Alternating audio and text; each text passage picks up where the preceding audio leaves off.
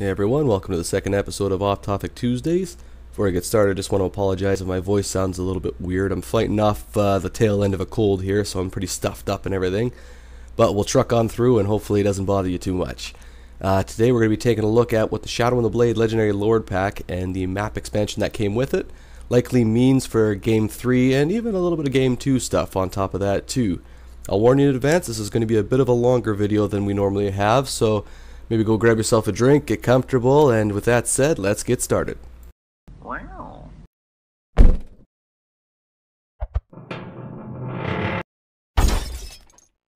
So as we discussed last week, and as I'm sure most of you have seen plastered all over the internet already, Mortal Empires is getting a map expansion in addition to all the other updates when the Shadow and the Blade comes out. This map expansion is basically in the southeast corner of the map, and on its own it might not look like too big of a deal if you're sort of not too involved in the lore of Warhammer, but this actually has quite a few implications. So right off the bat, the Chaos Dwarves, a race that I think most people assumed would be a Game 3 race, that's almost dead on to their territory. They're just slightly north of there. On top of that too, the headquarters for Nagash is also in that region too, with Nagash also being someone that I don't necessarily think a lot of people expected to see in Total Warhammer 2 or even what it means for Total Warhammer 3. And on top of that too, this actually opens the door to quite a few more things too. I mean, we'll get into the details of everything up ahead, but this small, tiny little, almost irrelevant looking piece of territory has mammoth implications for the upcoming content stream. Now, before we get into the next groups and stuff like that, I just want to quickly touch upon something here too, which is that map. So, I mean, obviously this is still a ball that's completely up in the air, like this is in no way guaranteed for anyone, but I think that the way that the map is now kind of implies a couple things. So, I mean, first and foremost, I think we can all, I don't want to say we can guarantee it, I think it's a pretty safe bet that we have two different kinds of boundaries set, the same way that we had for Total Warhammer 2. So, to clarify what this means, obviously the individual campaign for Game 3 is going to be smaller than the Mortal Empires equivalent, or whatever they end up calling it. We get that, but if you look at what Total Warhammer 2 and Total Warhammer 1 had for map boundaries, Total Warhammer 2 actually has two different boundaries comparing Mortal Empires to the base map. It actually extends out a little bit further for Mortal Empires. I think Game 3 will do this again as well, and basically finish off the world of Total Warhammer. That's my sincere hope. It would feel kind of wasteful to go all the way into the final game in the series, get everything lined up, and then leave a last little detail undone like that. But of course, we don't need a huge ton of unnecessary space for the base map itself. So I think what this is going to happen now is basically just straight east of where our current map is, our Total Warhammer 1 map, specifically I should clarify, all the way to the very, very eastern side, so you know, like Nippon and Cathay and stuff, will be the base game map. And I think from there, the completed map will be literally the entire Total Warhammer map. Now, the second thing that this implies, and the one I'm kind of disappointed isn't being brought up more, is what this potentially means for the Chaos Dwarves. So I think almost everyone assumed that the Chaos Dwarves were going to be a Game 3 race, probably a Game 3 launch race to be honest, because they sort of slot into the western end of that map. It makes sense, right? The other thing that sort of works in favor of that is that we already had a comment from CA saying that there's no more faction packs coming out, with the exception of potentially the pre-order bonus for Game 3. But with this new map having kind of jutted out just a little area off to the southeast, I think this implies myself that Chaos Dwarves could be the Game 3 pre-order bonus for Game 2. And I've got a few reasons why I believe that, but first and foremost is just the map itself. Directly north of the territory we have unlocked at the moment is just nothingness, so you have this weird little corner that's been added in, but then nothing else along that whole eastern border. Directly above that border are the Chaos Dwarves. It would make logical sense to simply toss them in there. The other thing is that, depending on what Game 3 focuses on, I personally think it'll focus on the end game, or end times I should say, Chaos Dwarves don't really have a huge part to play in that. they're not really on the side of chaos in spite of their names. They have their own chaos god that they worship. They don't worship the big four. They're not part of the undead armies. They don't really care about them. They're kind of their own little contained story, right? So it wouldn't be out of the blue to toss them into game 2. So that's what I personally think is now a pretty strong option on the table. I mean, it wouldn't surprise me still if they ended up in game 3. I mean, let's not kid ourselves. But I think that their odds of showing up in game 2 just went from basically 0 to at least reasonable. There's a couple of other small details too. So I said that they're directly north of that, but for what it's worth, they are all directly north of that territory. They're not spread out like the Empire or the Skaven or what have you across the entire world.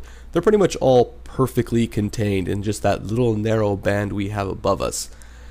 So again, myself, I think that there's a really good option of Chaos Dwarves showing up at the tail end of Total Warhammer 2, and then of course just slotting in nicely into the map of Total Warhammer 3 when that comes out.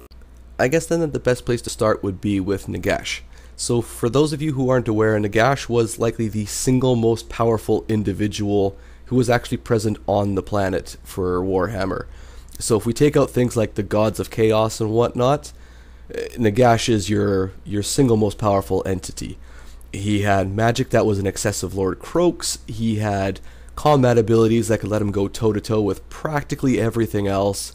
And this was actually reflected in his tabletop too, right? He was the most expensive single individual model and had the best magic ability out of every single model in the game, including Croak. And like I said, could actually go toe-to-toe with practically everything with a couple really, really hyper-specific exceptions. So in the lore, Nagash actually is one of the two big factors that causes the apocalypse, known as the end times. He is resurrected, comes back, and starts to basically complete his goal of becoming a god unto himself. So even before he reaches godhood, he is mind-blowingly powerful. He can kill undead units literally just by thinking about it. He doesn't even have to do anything about it. So he's a bit of a big deal. There's a reason there's a lot of excitement and hubbub about him, and there's also the reason that there's a lot of trepidation about him too, because depending on how he gets tossed in, he could either be completely non-lore friendly if he's reduced down to the power level of a normal lord, or if he's kept lore accurate, he'll pretty much be a one-man army. So in my eyes, there's practically 3 different methods of putting him in there. One, like I said, is just to put him in as a standard legendary lord. A second way would be to put him in like the legendary lords that you unlock when you're Norska or Chaos, where you get them late game, so that would be Azrak and Sarthoriel. The third way would just be to make them like an endgame goal, right? So sort of like what the Vortex campaign is, or what MNR is for the pirates. Something that you're striving to either fight or unlock. That first one then, just having him as a standard legendary lord, there's a little bit of give and take there, right? So the nice thing is that one's super easy to get access to. If you just want to play as Nagash, you don't have to start a playthrough and get, an hour into the playthrough or anything before you're even seeing him as an option. It's just, pick him at the startup screen. The other thing is that it's super, super easy for CA to put in, right? To the point where they could easily put him into Total Warhammer 2, because Nagash would basically just be a blended Vampire and Tomb King's army composition. It's kind of like Ark in the Black. So he could literally just be pushed up into game 2, and it wouldn't even be particularly difficult to do that. Now, of course, the downside is what I said earlier. Nagash is on a whole other level than any lord we've seen in this game. So to put him in as a legendary lord would mean we would have to rope him significantly down in order to make it fair. Otherwise, if you picked Nagash, you'd pretty much just steamroll every single army nearby. That second option, throwing him behind a late game unlock, balance becomes a little bit less important there, right? You can sort of, hide the fact that he's overpowered by letting everyone else level up by the time you get access to him. The other cool thing for that too is that you can access him from multiple factions, right? So Nagash makes sense to be recruitable by the Vampire Coast, the Vampire Counts, and the Tomb Kings. Basically every undead faction, in theory, has people who would want to work with Nagash. For the Tomb Kings, most of them hate him, but Ark in the Black is like his groupie. For the vampire counts, you have quite a few people that would happily swear fealty to him, with the exception of Heinrich Himmler. And then with the vampire coast, it would be hit or miss. I would say basically all three of the undead legendary lords would want to work with him. And then, of course, you would have Sartosa, being living, would want to try and stay away from him. So like I said, upshot of there is that you got quite a bit of wiggle room to play around with. Of course, this still theoretically has the same issues as the first one. If he's put in lore accurate, he's going to absolutely decimate everyone else, right? It's not a huge issue. I mean, we put in Lord Croak into the game, and Lord Croak is also just vehemently powerful in comparison to most others. But, it's just something to consider there, especially from a multiplayer perspective. I know that a lot of them are super, super focused on balance, and I think Nagash would toss that completely out the window. And that, of course, leads us to option 3, which is to put him as a late-game objective, kind of like Eminar, right? So, effectively, I would have this sort of split into two different directions. So, for the factions that want to resurrect Nagash, like I said, Arcan, basically all the vampire accounts, and most of the vampire coast, you would effectively make him, the end game what you want to do, right? Have, maybe you have to take over the Black Pyramid of Nagash, head on over to Nagash's home turf down in the southeast, and then eventually you do a ritual, what have you. The details are irrelevant. The point being, make him someone that you're trying to aim to resurrect, and then you can sort of make it competitive by having every other race in the game want to stop that resurrection, right? So if you're, off over near Khemri and you see someone trying to take over the Black Pyramid of Nagash and you realize, oh crap, they're trying to resurrect him, it gives you an incentive to go and try and take over that territory, not unlike what it is with the Vortex campaign already in the game. Now, myself, if I had all the money in the world and was allowed to just basically tell CA what to do, I would like to sort of blend options 2 and 3. So I would still have it be an endgame objective. You're trying to resurrect Nagash. That's your sort of goal for the campaign. But rather than just simply winning upon resurrection of Nagash, it would be cool for me to see that you unlock Nagash as a legendary lord. Already quite a powerful one. However, you then get another objective to get him up to, say, level, 30 or whatever you want to put. And then that becomes your winning objective. I think that would be a really cool one. We don't have anything else in the game currently like that. And it would still sort of... It would keep the balance sort of on a leash, right? If you allowed any of those undead factions to resurrect Nagash and get him into the game, yeah, now you have a super, super big threat to deal with. It would basically be like the boss fights that are already in the game for Norska and the Vampire Coast. However, if you don't want to try and fight someone who basically became a god, you could try to stop that a bit earlier, take over those territories, make sure that they can't get that process done. Like I said, I think it'd be a really unique gameplay consideration, and I think it would also allow Nagash to be given his due justice for the amount of power that he contains within himself. So I apologize for the sort of long diatribe about the map, but it has big implications for every other group that might pop into Total Warhammer 3, so I wanted to get it out of the way so we can all sort of be on the same page. So for those other groups, let's start with the big, most obvious one, the Demons of Chaos, right? More so than literally any other topic in the Total Warhammer forums, or frankly even just around on the internet, this is the biggest topic that everyone's discussing, right? And it effectively falls into two camps. I know there's more details, but basically everyone's assuming either monogods or we have a generic Demons of Chaos. Now, a lot of people want monogods, and how that's set up, of course, varies from person to person. But for this, I'm going to sort of look at Milk and Cookies version of monogods, and then generic ones would, of course, just be the normal Demons of Chaos. That one doesn't really require interpretation. So for those of you who haven't seen Milk and Cookies' version of monogods, I'm going to put a link down in the description, and I'd actually recommend that you pause this and go watch his first if you haven't seen it. But the sort of the cut down version is putting all 4 monogods in at launch, but reducing the legendary lords and stuff for them so that they're not, the only races in at launch. So you would effectively have 4 factions, but 1 legendary lord each, and then hopefully we would still have, other factions in at launch. I'm personally not too crazy about that suggestion. I don't necessarily think it's a realistic one. For one thing, 4 legendary lords, if we're going by the previous games as an example, would still be half the legendary lords in the game. 4 factions would be all of the previous launch factions if we're going by Total Warhammer 1 and 2. 3, it's a lot of work for what I feel like would not be much benefit at launch. So yeah, sure, there would be slight unit variety for those ones at launch. Of course, Nurgle's not going to play the same as Slaanesh, right? But they're still going to play all like Chaos Demons, right? Especially from a campaign perspective. You're just going to have the entire map flooded with Chaotic Corruption. I don't think it'd be a very fun way to get the third game up and running.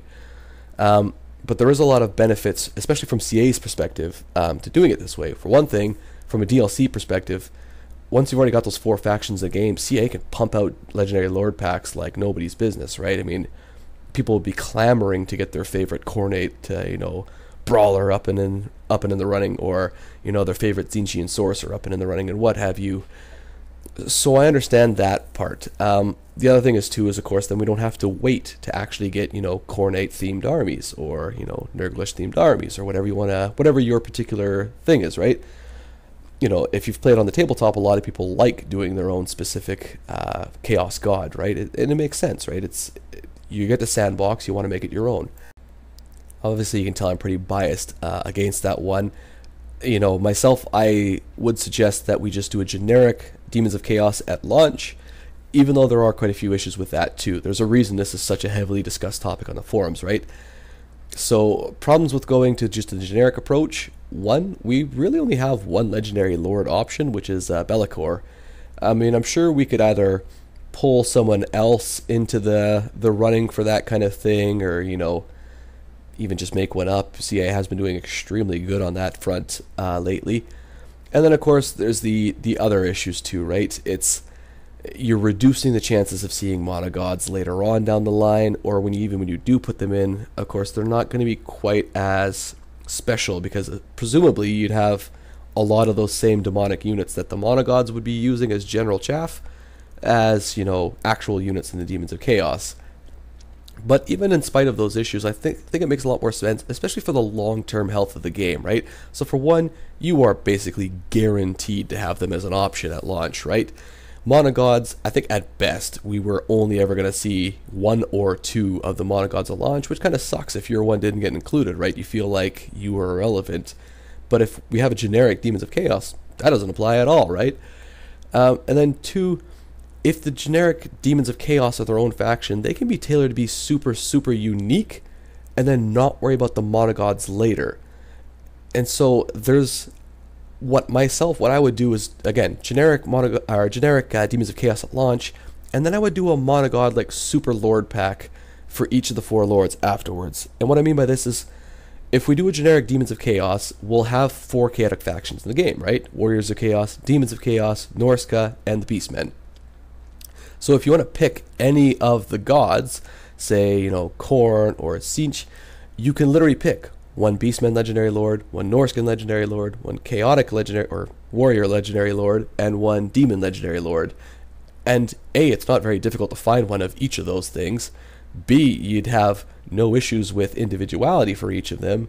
And C, you could have some really cool little packs, right? Myself, I love Tzeentch, right? I think he's a really cool option, especially for the Beastman Legendary Lord. That would be an option there too. That becomes an option, but if we already have the monogods in at lunch, or at launch, as I'd say, not at lunch, I'm a little hungry, but if they're already in, that kind of goes out the window, right? The chances of seeing, some of those specific themed legendary lords for some of those factions, especially for like Norska and stuff, they pretty much go out the window, right? So that would be a net loss there. Just to further clarify that too, so most generic legendary lord packs, toss in 3 units for each side. I think that same logic still would apply here too. You would just take everything and double it. Take the price, double it. Take the unit count, double it. Take the legendary lord count and double it. And that way you're looking at quite a few units that could be shared amongst the various factions. Quite a few mechanics, I'm sure, that could be shared amongst those various factions, because most Khorne, lords would probably play similarly. Most Tzeentch lords would probably play similarly. And then you could have your very, very specific, well fleshed out monogod options, right? I think that's the only way it gets done properly. I think if we just try to rush in monogods at launch, it's just going to be disappointing for everyone else involved. Alright, so I already gave my unqualified opinion on one super, super hot button issue. Might as well go ahead and jump on into the second while we're on a roll of bad ideas. Cathay. They are, again, if there's no if, the Demons of Chaos are the biggest discussion. Cathay, I would say, is probably the second biggest one on there, and their discussion's a lot more binary than the Demons are. They are essentially, are they going to be in or are they not going to be in? Myself, I lean to the former, and I'll get into why later on, but just something to bear in mind for my own bias. But anyways, Cathay is the biggest human faction in the entire game. They're quite a bit bigger actually even than the Empire, and of course they absolutely dwarf the Southern Realms and Bretonnia and all that kind of stuff. For a territory, there's 100% zero discussion. Cathay will definitely be in Game 3. Now, whether or not that territory is in Game 3 just to use to put in generic human factions like the Empire and like Bretonnia, that is a distinct option. The other one, of course, is that CA tries to make them their own faction. I don't expect that they will be in Game 3 at launch. I like people's optimism and stuff. I don't think there's a hope in hell that happens. I think that they actually have really good options as a DLC pack down the line. There's a lot of people asking for them. Total War 3 Kingdoms did extraordinarily well, so there's obviously a lot of love for that kind of cool Chinese mythology aspect. And even though there's no official army list for them, there is so much custom work and lore details and stuff that it would sort of be akin to the Vampirates or Norska. CA could sort of take what we have, make them into a faction, and put them in the game. And I think that would be a really fun one to do too, right? It would be nice to have more human options down the line, because even if we assume Kislev is in Game 3, we'll be nice and generous. That's not really leaving a whole lot of good guy human factions, right? We've got the Empire, Bretonnia, and that's it. Kislev maybe being a third option, we don't really know. Cathay gives us a fourth option to put in there, and kind of a unique one, right? There's nothing else in Total Warhammer that has an aesthetic like them. There is also, of course, reasons why they might not appear, and we just touched upon one, right? They're not an official army, so whether or not Games Workshop kind of wants to step in and say, hey, good idea, but don't do it, or, that also puts them sort of, I would say, below the pecking order for actual races. There's some stuff going against them, right? I'm less concerned about that latter issue these days, because, the Vampirates got put in before, a lot of other options did in Total Warhammer 2, so I think CA is willing to take some gambles and do some unique things. So I still think they got some pretty good odds, but like I said, Game 3 launch race, I'm betting against that wholeheartedly, but definitely going to be on that map for sure. So we're going to quickly take a step away from factions for just a moment and touch on a legendary lord that, if this new territory doesn't guarantee her, it so strongly implies that she'll be a DLC cross-game legendary lord pack that, I would put my own money on it. That, of course, being Neferata. So if you're unfamiliar with the lore, Neferata's the first of the vampires. She studied up on Nagash's unholy works when he was being kicked out of Nehekara, learned how to become a vampire, and then slowly started growing her own cult within Nehekara, and was trying to consolidate power. She invited her cousin, Khalida, the legendary lord, of course, from the Tomb Kings, to join that cult. Khalida declined, of course, being a devout worshipper of Asaph, and basically to cover her own backside, tried to duel her publicly and kill her. Of course, with Neferata being a vampire, she handily kicked the crap out of Khalida in that fight, and Khalida basically prayed to Asaph to die rather than turn into a vampire. Asaph turned her blood full of poison. One went on to become a legendary lord for the Tomb Kings, and Neferata, of course, went on to be a huge player for the vampires. Again, there's not really much to go over here about whether or not she may appear. I think it's all but guaranteed now. She's dramatically more important than most of the other remaining legendary lords for the vampire accounts. Her territory is basically sitting on the map. She would have excellent cross-contamination with the Tomb Kings, of course, with Khalida always wanting to kill her and vice versa. And they also even slot into Game 3 if we follow the theory that Game 3 will be end time stuff. The two of them actually fought together for the end times, right? So I think she's effectively a guaranteed. I realize some of you might not like this because there is a ton of vampire stuff in the game already, but again, this one's such an obvious inclusion that CA would be foolish to avoid it just because of how much undead stuff there is. So we're just going to quickly touch on the Ogre Kingdoms. There's not really a whole hell of a lot to discuss here. They are going to be a Game 3 launch race. There's just no two ways around it, right? They have an actual GW roster. They are in the territories that Game 3 is going to be in. They are a unique faction to play as, you know, both campaign and in terms of battle. They're definitely in the game, right? There's just no two ways around that. So this has some implications then, right? If they're in the game and we assume that at least one Demon of Chaos faction's in the game, we're up to at least 2. I still personally think the Chaos Dwarves will be a Game 3 race, even though there's the option to do them as a pre-order faction. But let's assume the latter. That brings us to 3 races, which means we've only really got 1 slot left to play with. Now, who can fill up that slot is probably pretty open and shut, but we'll take a look at a few different options anyways, just so we can see. The most obvious of these, and the one I've seen posted by quite a few folks, is of course Kislev, right? Kislev actually is already on the Total Warhammer 1 map, but I expect there's going to be a little bit of overlap on the Total Warhammer 3 map, or even worst case scenario, you know what, just push him over. They're kind of a cool one, right? It would be nice to have more good guy factions in the game, so if we go by the assumption that Chaos Demons, Ogre Kingdoms, and Chaos Dwarves are in the game, those are 3 distinctly evil factions. It would be nice to have one good guy faction. Every other game so far has had that. Of course, we would expect to see that here, right?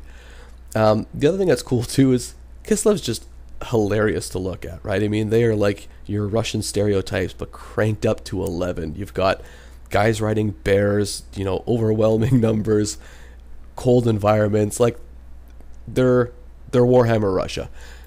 The other cool thing about Kislev, and the one that I think is neat from a lore perspective, is the interactions they have with other races, right? So Kislev is essentially the poor bastards who are the shield between the Empire and Norska / the Warriors of Chaos. They're the ones that day in, day out, they are fighting off chaotic and Norscan invasions, and if Kislev falls, you know, Chaos gets to go and tear the Empire a new one with no difficulty afterwards. So right off the bat, they've got kind of a cool interaction in that scene. And then on top of that, like I said, I think a lot of people are expecting them. Kislev isn't actually a GW unique faction. They have some unique characters and stuff like that, but really a lot of this stuff would be CA making it up as they go along. But again, bearing in mind, CA has actually shown that they're very good at making it up as they go along anyways. Pretty much everyone I've seen who looked at Norska or the Vampirates thought those were extraordinarily well done, right?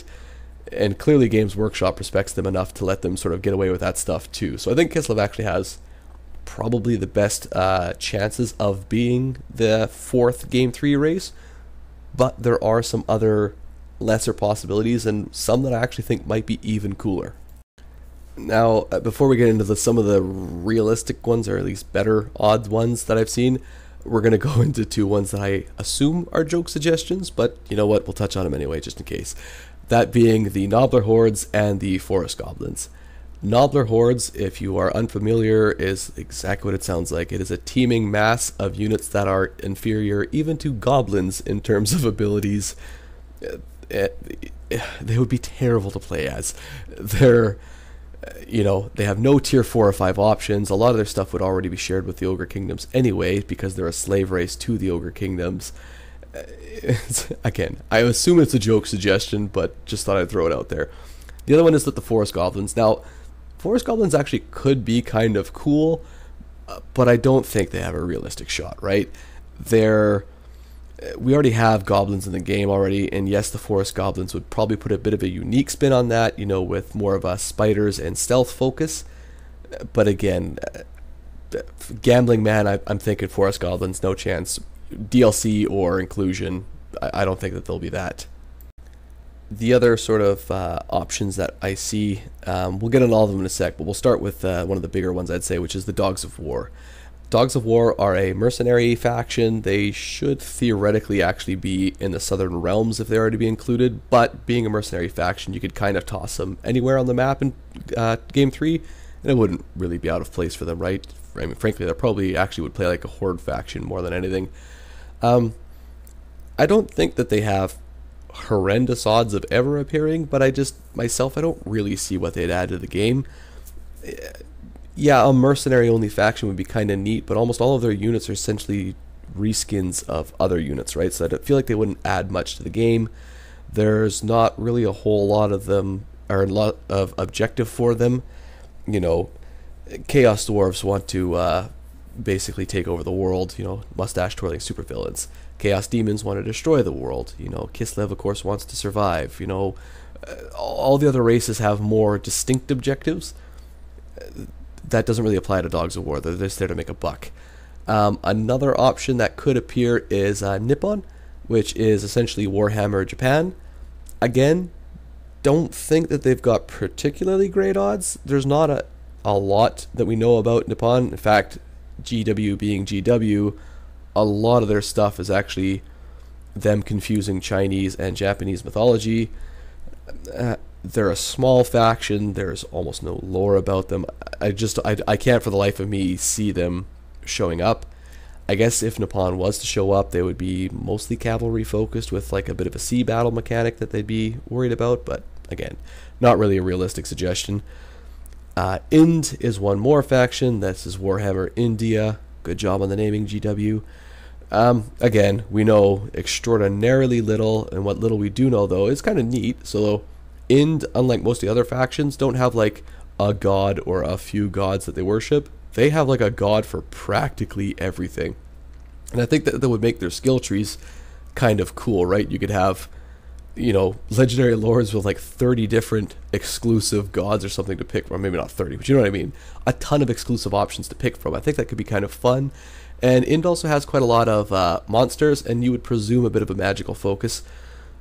So, they could be kind of a unique faction option. I don't think that they've got great options because, again, like Nippon, we have almost no details about them, and they're extraordinarily minor to the setting. Like, if memory serves, I don't even actually think that the lore's ever really gone into anything to do with Ind. But again, it's an option that's on the table, not a very strong option. And then we'll finish out with my particular favorite option, even though I don't think that there's a hope in hell they show up, which would be the Snake Men of Koresh. So Koresh is a region just slightly west of Cathay, and it's a region no one goes through, even though it'd be amazingly useful for trade, because pretty much anyone who shows up in there dies. The Koresh are essentially Warhammer Naga, along with all the implications of that too. So they're giant snake men. There's a strong implication of both vampire and chaotic corruption within them. So artifacts that you've gotten, or that the Warhammer universe has gotten from Koresh, have been known to have chaos taint, and Koresh themselves there's no implication about it, they are vampires. So they've also got that going for them too. I think they'd be an extremely cool faction to get put into the game, but there's so little lore about them, right? Like maybe a hint more than like Nippon or Ind, but practically nothing, right? Definitely not going to be the Game 3 launch race. Maybe potentially DLC one day, fingers crossed, dare to dream. But again, definitely not going to be the Game 3 fourth race. And for the few of you that are screaming at your monitor right now, I didn't forget about the Southern Realms or Araby, but they're not particularly relevant in this particular video, just because they don't have anything to do with Game 3 really, right? I don't think the Southern Realms have a chance anymore at showing up. They would have been a Game 1 race, let alone a Game 2 race. Maybe one day they show up, it's like Immortal Empire's DLC, but they're definitely not going to be Game 3. They're definitely not going to be Game 2. Araby might show up as a pre-order bonus for Game 3 in Game 2, because they're actually, contrary to what you read a lot online, there is spots to put Araby, right? Even in Araby there's spots. And of course in Lustria, or wherever else you wanted to slot them, Araby, they're traders, they move around, right? It wouldn't be hard to put them in the game, but again, didn't really touch on them in this video because they don't have a lot of relevance to Game 3. So just real quick before we get to the conclusions then, so if the map looks like what I've suggested it looks like for Game 3, we can actually probably make a few implications already. Clan Eshin will probably be towards the eastern side because they learned all of their little sneakiness from Cathay. We'll probably see Undead towards the southwest because A, not only is that where Nagash is from, but also B, Nevarat is also over there. So you'll probably see a lot of Undead stuff down on that side of things. And then you'll probably see Empire stuff in the top left corner, or the northwest I should say. simply because they have a lot of territory over in that direction, potentially dwarves over in that direction too. Southeast is definitely high elves, because there's 2 islands down there that are owned by the high elves, and to me it would logically make sense to take one of those 2 islands and toss it to the dark elves, so you've got a conflict there. The wood elves makes sense to toss them in some of the forested area, even if, like I said, it might not necessarily be lore accurate. And then, of course, everything else just slot it around as you need to, right? But I think we've got some decent options to begin with, if nothing else. I think Game 3 then is looking like Ogre Kingdoms, Chaos Dwarves, Chaos Demons, obviously, and I suspect Kislev. Again, gives a good balance of different kind of mechanics and everything like that. Still gives some good options, still gives some bad options, or evil options, I should say. And, you know, that to me makes the most sense from the faction perspective. I hope that there's a lot of stuff that gets improved by Game 3. I'm hoping to see the Game 1 races, in my eyes, still need a ton of work, even if we take out the ones that need a dramatic amount of work, like the Beastmen and the Wood Elves and stuff. Even the stuff that's already been touched on, like the Vampire Counts. I definitely want to see Lamia. I definitely want to see the Necrarchs. I definitely want to see the Strigoi. Again, I kind of want to see more division between the Vampire Counts. I don't necessarily like that you can sort of have one faction of vampires have access to everyone's nice things. I actually think it'd be cooler for me to see, like, if you're a Lamian, you're only using Lamian vampires. The Von Karsteins aren't going to work with you because, you know, you're not on the same side. If you're Strigoi, obviously no one's going to be giving you their vampire lords. Most of the other vampires think that the Strigoi are monsters, right? It'd be cooler to see more division there. Continuing on that theme of division, I should say, I also think that the Skaven need to be more divided up too. So the Skaven actually need quite a few things, but for me, it'd be nice to see, like, you know, Clan Molder and Clan Eshin and stuff like that be more segregated in their focuses to me. It's kind of, it's not wrong, but I don't like the fact that, again, one Skaven faction can take literally everything, even when it logically wouldn't be what they would use in the lore, right? Clan Eshin's not going to be ripping around on abominations and stuff like that, because they're about stealth and, you know, quick movement and assassination, not brute force and ignorance. Continuing on the Skaven theme, I also really want to see Vermin Lords by the time Game 3 rolls around. You know, I know everyone else is clamoring for, you know, their legendary lords that are missing and stuff like that, and I get that, I totally do, but the bigger change up to me would be like Screech Vermin King and the remaining Vermin Lords. We don't have any kind of demonic Skaven units in the game. Those would be the only ones. 2, they would be incredibly interesting to play as, in my opinion. And 3, they have such a cool, unique aesthetic, and again, you could sort of tailor them off into specific ways, right? Like, one Vermin Lord is not the same as every other Vermin Lord. There's actually unique traits they can all sort of aim for. So that's the kind of stuff I want from CA, but a bigger thing that I want from CA, and of course way more relevant to the modding scene, I want them to open up the mod tools by the time everything's said and done, right? It's still a little frustrating to see that we're not allowed to implement brand new models or brand new voices and stuff or brand new territory and stuff into the game. I get why they're kind of doing it now, of course, you know, it makes sense, I guess. But when all the content from CA has actually shipped, I hope that the very last thing they do before they, you know, lock the door on the way out is just completely open up that SDK so we can do brand new everything. That to me is sort of how the game should finish out. Get CA to do as much as they can justify doing on their own end with all the other races, you know, like the Southern Realms, Dogs of War, and Araby, you know, everything else that's sort of missing, and then just pass the keys off to the modding scene and just say, you know what, guys, anything else that we haven't done, you guys go ahead and take care of it. It's all good. That would be my dream for Total Warhammer 3, but, you know, maybe my opinion doesn't line up with yours. Next week, we're probably going to take a look at some of the Game 1 races that need a lot of work, heavily leaning towards talking about the Wood Elves to start. If you have any comments or questions, leave them down below, and I'll try to get to them as soon as I can. Thanks for watching, and I hope to see you all next time.